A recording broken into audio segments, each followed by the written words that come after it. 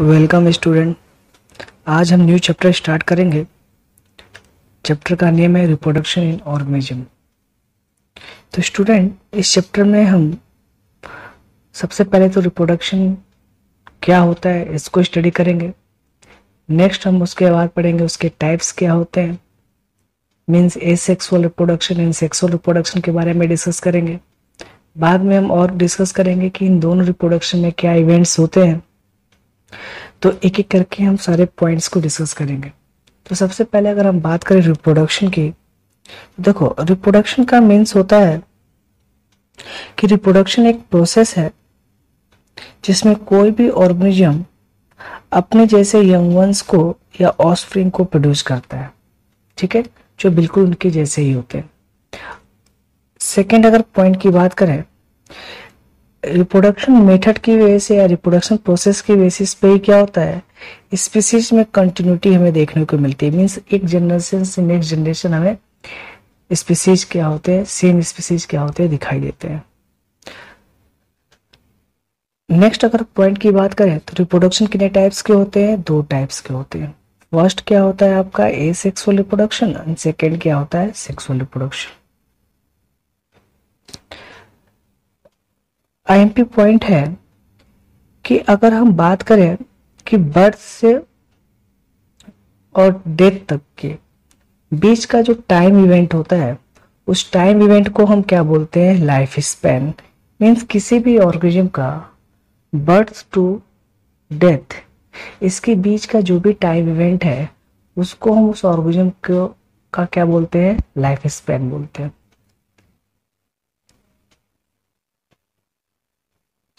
देखो अगर हम नेक्स्ट पॉइंट की बात करें तो इस अर्थ पे कोई भी एनिमल या प्लांट की बात करो चाहे लिविंग स्पीसीज की बात करो, वो इमोर्टल नहीं है। इमोर्टल मतलब आप बोल सकते हो कि अमर नहीं है, except unicellular animal, unicellular organism. अब यूनिसेलुलर क्यों है, क्योंकि यूनिसेलुलर ऑर्गेनिज्म आपने पढ़ा है वो अपने जैसे क्या होते हैं, न्यू यंग वंस को रिप्रोड्यूस करते हैं, बिल्कुल क्लोन रिप्रोड्यूस करते हैं, ठीक है। और जो यूनिसेलुलर एनिमल है उनमें हम नेचुरल डेथ नहीं देखते, ठीक है।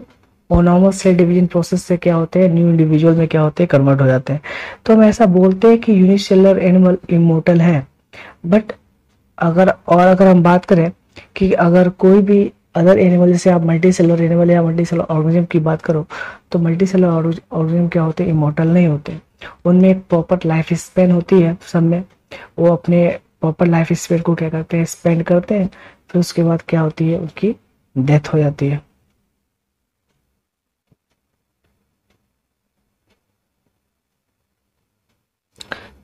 चलो नेक्स्ट इसके बाद जो हम बात करेंगे वो हम बात करेंगे लाइफ स्पेन पे, कि लाइफ बहुत सारे ऑर्गेनिज्म के यहाँ पे लाइफ स्पेन दे रखे हैं और आपके एनसीईआरटी में भी दे रखा है, और आपके एग्जाम में इस चैप्टर से एक क्वेश्चन आते हैं नीट में, और कई बार आपके लाइफ स्पेन पे भी क्वेश्चन आया हुआ है। तो एक बार देख लेते हैं लाइफ स्पेन डिफरेंट टाइप्स के प्लांट और एनिमल में कैसे होते हैं। तो देखो अगर सबसे पहले हम बात करें रोज में, तो रोज में लाइफ स्पेन कितना होता है, 5 to 7 ईयर। सेकेंड अगर हम बात करें राइस प्लांट की, राइस प्लांट में कितना होता है, 3 to 7 मंथ। वैसे अगर हम बात करें बनियान ट्री की, बनियान ट्री में कितना होता है, 400+ ईयर, मतलब बहुत ज़्यादा टाइम। जैसे आपने पढ़ा होगा ना कि आप अगर हम बात करते हैं कोलकाता में जो रॉयल बॉटनिकल गार्डन है, वहाँ पे हमें क्या देखने को मिलता है, काफ़ी बड़ा बनियान ट्री, आपने पढ़ा भी है वहाँ पे। तो बनियान ट्री का लाइफ स्पेन भी क्या होता है, काफ़ी ज़्यादा होता है, 400+ ईयर लिखा है। बनाना ट्री की बात करें तो बनाना ट्री की कितना होता है, 2 to 3 ईयर्स। डॉग में बात करें तो डॉग का कितना होता है, 22 ईयर्स। बटरफ्लाई में बात करें तो बटरफ्लाई में कितना होगा, 1 to 2 वीक। सेम ऐसे अगर हम बात करें पैरेट में कितना होगा, तो पैरेट का कितना होता है, 140 ईयर्स। क्रोकोडाइल का 60 ईयर्स, हॉर्स का 40 to 50 ईयर्स, टॉर्टाइज का 100 to 150 ईयर्स, क्रो का 15 ईयर्स, काऊ का 22 ईयर्स। ऐसे कुछ और भी लाइफ स्पेन को हम डिस्कस करेंगे। जैसे अगर हम बात करें कि बटरफ्लाई का कितना होगा, तो 1 to 2 वीक। फ्रूट फ्लाई का कितना होगा, तो 2 वीक। एलिफेंट का कितना होता है, तो 50 to 70 ईयर, ठीक है। तो ये कुछ लाइफ स्पेन है जो आपके एग्जाम में पूछे जाते हैं।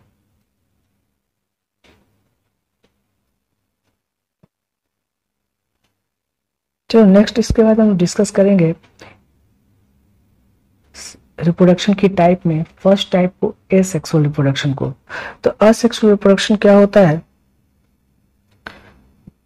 देखो तो बोला है कि ये रिप्रोडक्शन का प्रोसेस है जिसमें कोई भी ऑफस्प्रिंग सिंगल पेरेंट्स के थ्रू प्रोड्यूस किए जाते हैं। मीन्स रिप्रोडक्शन का ऐसा मेथड जिसमें सिंगल पेरेंट से क्या करे, न्यू ऑफस्प्रिंग को प्रोड्यूस करता है, तो उस रिप्रोडक्शन के मेथड को हम क्या बोलते हैं, असेक्सुअल रिप्रोडक्शन। अब बोला है कि नॉर्मली किसमें सीन किए जाते हैं, यूनिसेलुलर ऑर्गेनिज्म में। जो यूनिसेलुलर ऑर्गेनिज्म होते हैं उसमें असेक्सुअल रिप्रोडक्शन हमें देखने को मिलता है। कुछ सिंपल प्लांट्स में भी देखने को मिलता है असेक्सुअल रिप्रोडक्शन, और सिंपल एनिमल्स में भी हमें क्या होता है, असेक्सुअल रिप्रोडक्शन या एसेक्सुअल रिप्रोडक्शन देखने को मिलता है। अब बोला है नेक्स्ट पॉइंट, एसेक्सुअल रिप्रोडक्शन या असेक्सुअल रिप्रोडक्शन में जो भी ऑफस्प्रिंग प्रोड्यूस होते हैं वो एक दूसरे के क्या होते हैं, आइडेंटिकल होते हैं। साथ साथ वो अपने पेरेंट्स के भी कैसे होते हैं, आइडेंटिकल होते हैं। तो मीन्स ओवरऑली अगर हम बात करें कि ऐसे ऑर्गेनिज्म जो बिल्कुल एक दूसरे के थ्रू आइडेंटिकल होंगे, मीन्स वो मॉर्फोलॉजिकल एंड जेनेटिकल क्या होंगे, बिल्कुल सिमिलर होंगे, तो ऐसे इंडिविजुअल को हम टर्म क्या देते हैं, क्लोन टर्म देते हैं। जैसे आपने बोला कि असेक्सुअल रिप्रोडक्शन से जो भी ऑफस्प्रिंग प्रोड्यूस हुए वो बिल्कुल एक दूसरे के आइडेंटिकल होते हैं। Identical manner in identical means morphological and genetical बिल्कुल सिमिलर होंगे, तो ऐसे आइडेंटिकल इंडिविजुअल को हम क्या टर्म देते हैं, क्लोन बोलते हैं। अब हम नेक्स्ट बात करेंगे कि एसेक्सुअल रिप्रोडक्शन की टाइप्स कौन कौन है। तो देखो अगर एसेक्सुअल रिप्रोडक्शन की हम टाइप की बात करें तो एसेक्सुअल रिप्रोडक्शन में हम डिफरेंट टाइप्स को पढ़ेंगे। पहला है फ्यूजन, जो फर्दर डिवाइड हम पढ़ सकते हैं। फ्यूजन दो टाइप्स के होते हैं, binary fusion and multiple fusion. Next हम पढ़ेंगे एसेक्सुअल रिप्रोडक्शन का टाइप बडिंग, इसमें भी हम दो तीन टाइप्स पढ़ेंगे कि एक्सोजीनस बडिंग कैसा होता है, एंडोजीनस बडिंग कैसा होता है। एंड थर्ड पढ़ेंगे हम वेजिटेटिव प्रोपोगेशन, कि वेजिटेटिव प्रोपोगेशन भी एक आपका असेक्सुअल रिप्रोडक्शन का मेथड है, कैसे होता है, इसके कैसे कितने टाइप्स होते हैं, सारी चीजों को हम क्या करेंगे, डिस्कस करेंगे अभी।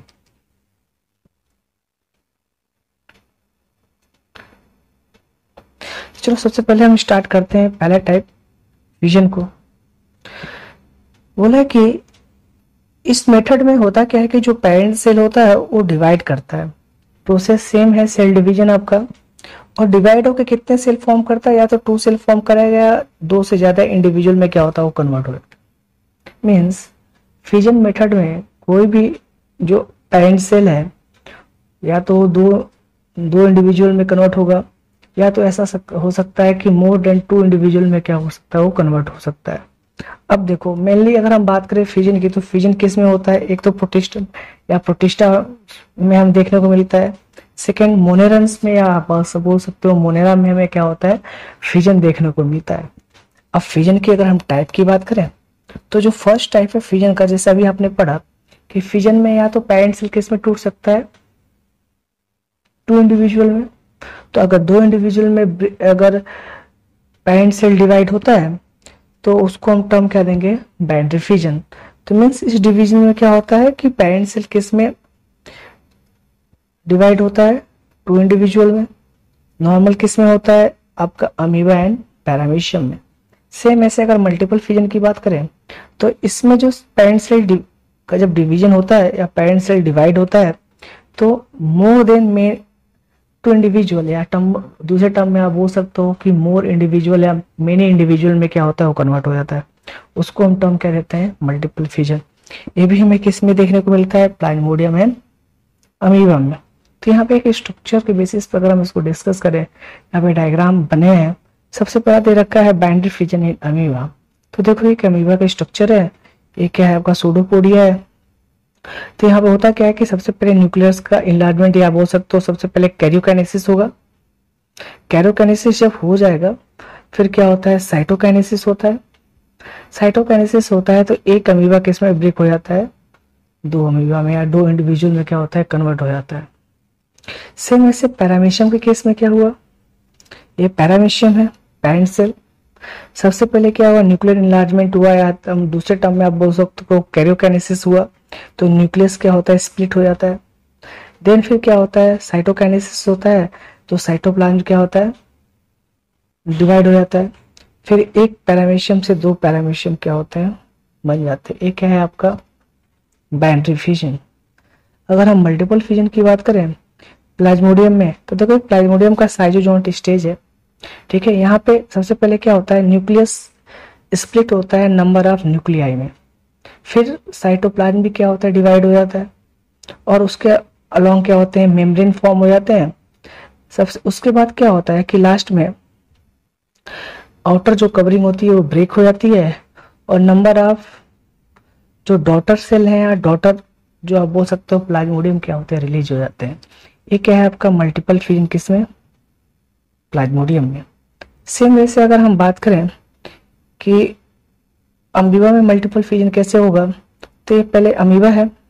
अमीबा में जब मल्टीपल फिजन नॉर्मली अगर हम बात करें कब होता है, तो जब अमीबा में फूड की कमी होती है या अनफेवरेबल कंडीशन होता है, तो उस समय क्या होता है, अमीबा में जो सूडोपोडिया होता है, सबसे पहले सूडोपोडिया क्या होता है, डिस्ट्रॉय होते हैं। सूडोपोडिया आगे जाके क्या फॉर्म करते हैं, सिस्ट लाइक स्ट्रक्चर। जैसे आपने बोला कि सूडोपोडिया था, सूडोपोडिया डिस्ट्रॉय क्या हुआ, कैसा स्ट्रक्चर फॉर्म कर लिया, सिस्ट लाइक स्ट्रक्चर।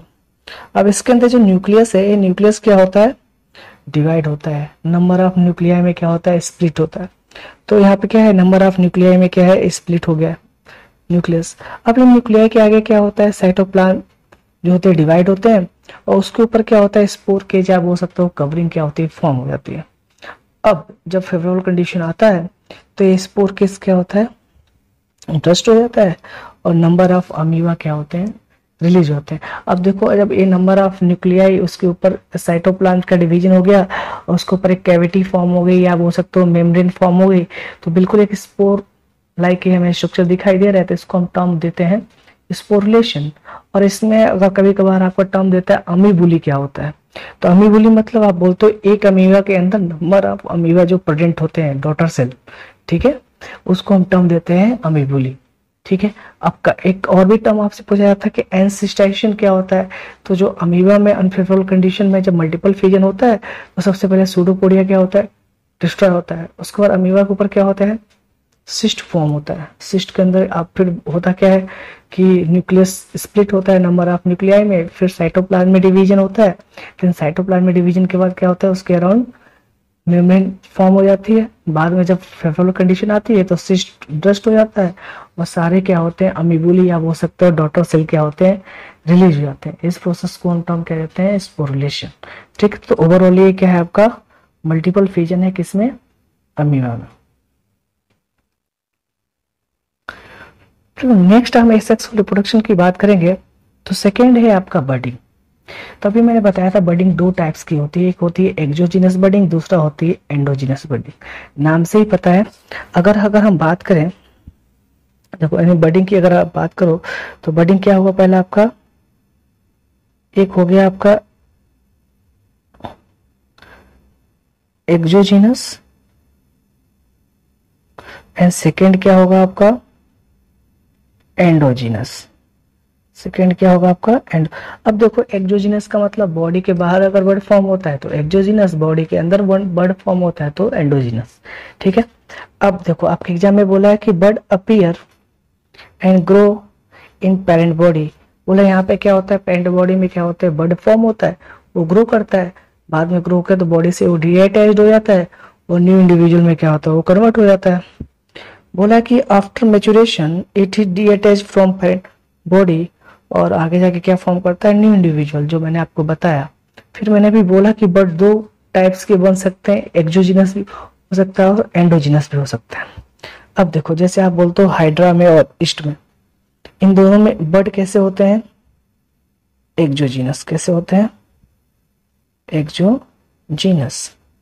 सेम अगर आप स्पॉन्ज की बात करो तो इसमें बर्ड कैसे होंगे आपके एंडोजीनस, ठीक है, जो आपको याद रखने आपके नीट के एग्जाम में क्वेश्चन आता है। अब देखो यहाँ पे बोला ना, ये पेरेंट सेल है ईस्ट का, यहाँ पे बर्ड फॉर्म हुआ, ये मैच्योर होगा, मैच्योर होने के बाद यहाँ से डीअटैच हो जाएगा, डीअटैच होने के बाद क्या होगा, न्यू, आप बोल सकते हो कि ईस्ट में क्या होता है, वो वापस कन्वर्ट हो जाएगा, फिर आगे जाके फिर से उसमें बडिंग होगी, उसमें भी डीअटैच होगा मैच्योर होने के बाद, फिर न्यू क्या करेगा, ईस्ट फॉर्म करेगा। तो ईस्ट में जो बडिंग हुई कैसे हुई, एक्सोजीनस।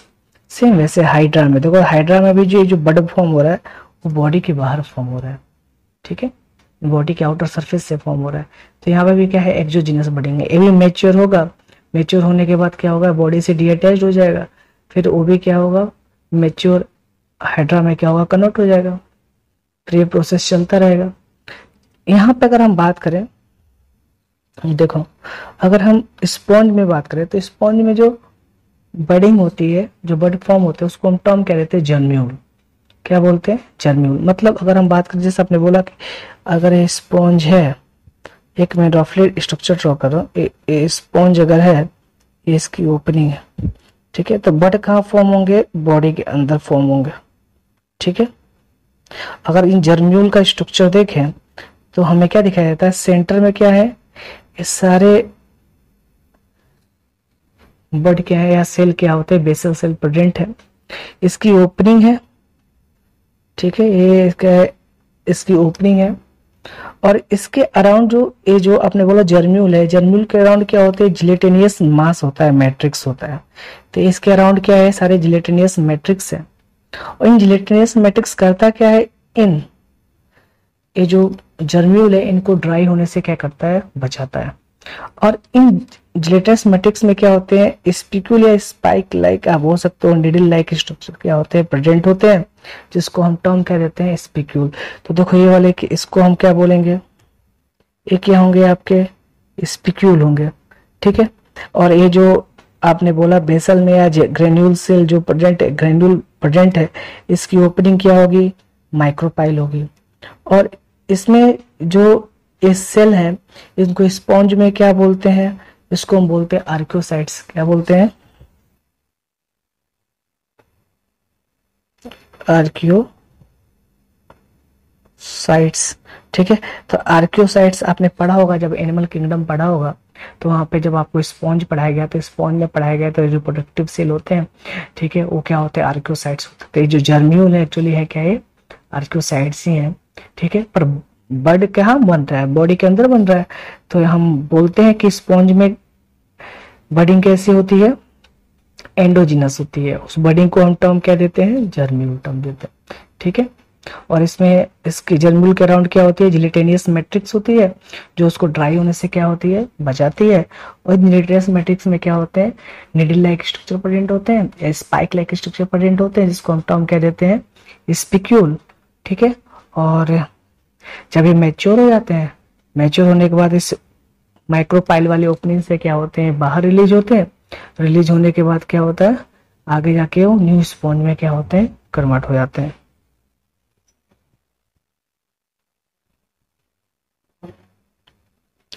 चलो नेक्स्ट इसके बाद हम पढ़ेंगे वेजिटेटिव सेक्सुअल रिप्रोडक्शन में थर्ड मेथड, जिसको हम बोलेंगे वेजिटेटिव प्रोपगेशन, ठीक है।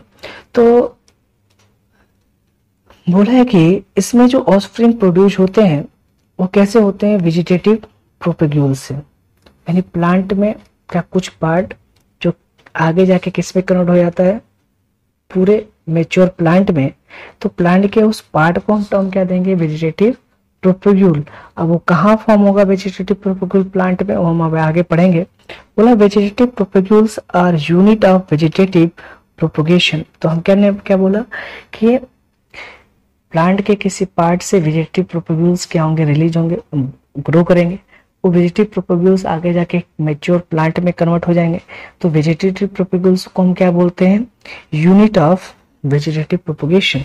तो अब कौन कौन से वेजिटेटिव प्रोपेग्यूल लाइक स्ट्रक्चर बनता है, तो पहला है बड, जिसको हम दूसरे टर्म में क्या बोलते हैं, आई बोलते हैं। तो आई या पोटैटो ट्यूबर, जैसे आपने देखा होगा घर पे पोटैटो, अभी तो स्प्रिंग सीजन या थोड़े पोटैटो कुछ दिन तक हम रख देते हैं, थोड़ा मॉइस्चर वगैरह उसको मिलता है, ह्यूमिडिटी मिलता है। तो आपने देखा जो पोटैटो में आई स्ट्रक्चर है, आई वाला स्ट्रक्चर, यहाँ से क्या होते हैं, बड निकलना स्टार्ट हो जाते हैं, ठीक है। बस तो ये आई आगे जाके क्या होते हैं, पूरे मेच्योर प्लांट या बोल सकते हो न्यू पोटैटो में कन्वर्ट हो जाएंगे।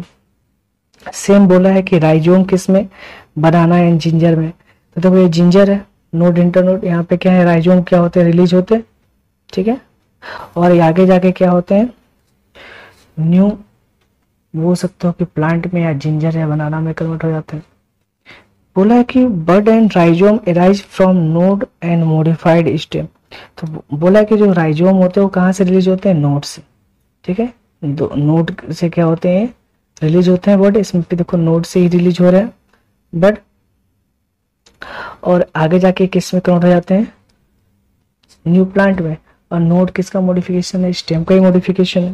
बोला node comes in contact with damp soil water and produce root and the new plant. बता चुका मैं आप, आगे जाके नोड क्या होते हैं, सॉइल से वाटर से कनेक्ट होते हैं, वहां से क्या होते हैं, न्यू प्लांट का क्या होता है, फॉर्मेशन हो जाता है।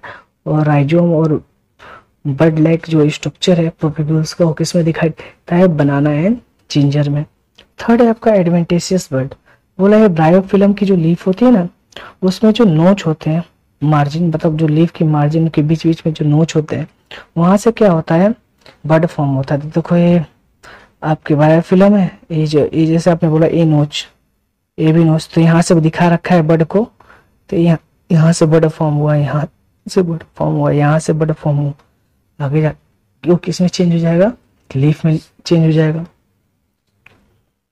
नेक्स्ट इसके बाद अगर हम बात करें नेक्स्ट वेजिटेटिव प्रोपेगुल्स को, तो है बल्बिल। एक इसमें दिखाई देता है हमें अगेव में। तो देखो अगर हम बात करें तो ये क्या है, अगेव है।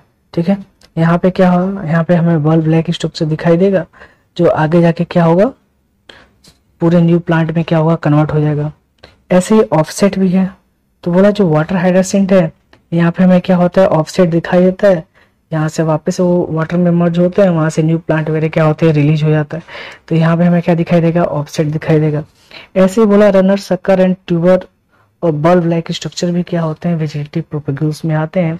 जो जैसे आप मिंट वगैरह पढ़ते हो, जैस्मिन वगैरह पढ़ते हो, वहाँ पे रनर सकर वगैरह का पढ़ते हो, बात आप करते हो, तो वहाँ पे क्या होता है, भी सेम वही स्ट्रक्चर है, जो आगे जाके क्या होता है, न्यू प्लांट में कन्वर्ट हो जाता है। तो हम रनर सकर और ट्यूबर बल्ब ऐसे स्ट्रक्चर को भी हम क्या टर्म देते हैं, वेजिटेटिव प्रोपेगुली बोलते हैं, जो प्लांट में क्या होते हैं, डिफरेंट प्लांट में क्या होते हैं, राइज होते हैं, और आगे जाके वो मैच्योर होकर न्यू प्लांट में क्या होते हैं, कन्वर्ट हो जाते हैं।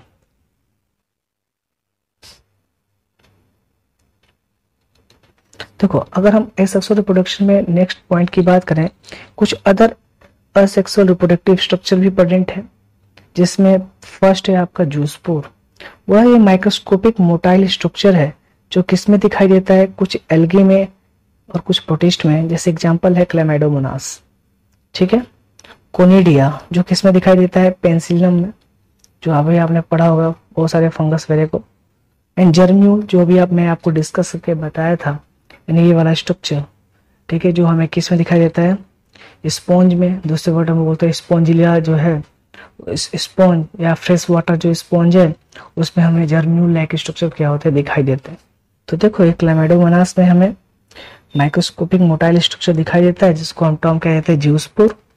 ठीक है, और ये देखो ये पेंसिलियम में यहाँ पे क्या है, हमें कोनिडिया दिखाई दे रहे हैं, जो मेच्योर होके जब होगा तो ये कोनिडियो स्पोर से क्या होगा, डीअटैच्ड हो जाएगा, और आगे जाके क्या होगा, न्यू पेंसिलियम में क्या होगा, ये कन्वर्ट हो जाएगा। ऐसे थर्ड की अगर बात करें तो इसके बारे में तो अभी मैंने थोड़ी देर पहले ही डिस्कस किया था कि इस जर्म्यूल किससे बनते हैं, स्पॉन्ज में। ये जिलेटिनस मैट्रिक्स है, ये आपके जर्म्यूल्स हैं, इसमें जो स्पाइक लाइक स्ट्रक्चर है स्पिक्यूल्स हैं, ये ओपनिंग है वो क्या है आपका माइक्रोपाइल है।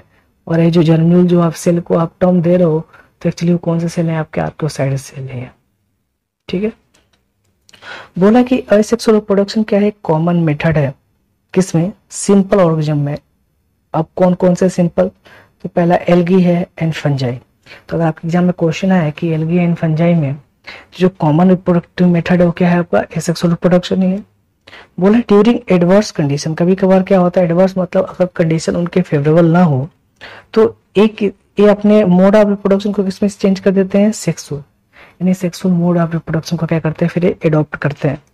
बोला है जो हायर प्लांट्स हैं वो reproduce asexually, vegetative and sexually.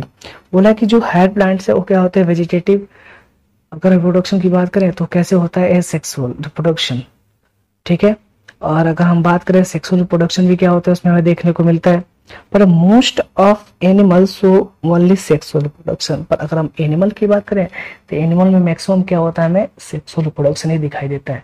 देखो प्लांट में आपने भी देखा होगा, कई लोग गार्डनिंग वगैरह करते हैं तो करते क्या, जैसे रोज प्लांट को आप क्या करते हो, स्टेम को कट करते हो, सॉइल में डीप करते हो और थोड़े दिन छोड़ दो तो उसमें रूट वगैरह निकलना स्टार्ट हो जाता है और वो प्लांट फिर आगे जाके उसमें ब्रांचिंग होनी स्टार्ट हो जाती है। ठीक है, यानी आपने क्या किया, एक प्लांट के वेजिटेटिव पार्ट से क्या किया, न्यू प्लांट को एराइज किया। तो प्लांट में तो वेजिटेटिव स्ट्रक्चर भी दिखाई देता है, एक सेक्सुअल रिप्रोडक्शन भी होता है, सेक्सुअल रिप्रोडक्शन भी होता है प्लांट में, male gamete female gamete fuse होते हैं। फिर आप बोलते हो कि ये वहां पे भी क्या होता है, हमें एम्ब्रियो लाइक स्ट्रक्चर दिखाई देता है। तो प्लांट में सेक्सुअल रिप्रोडक्शन भी होता है। पर अगर एनिमल की बात करो तो एनिमल में मोस्ट ऑफ जो भी एनिमल है उसमें रिप्रोडक्शन कैसा होता है, सेक्सुअल रिप्रोडक्शन ही होता है। तो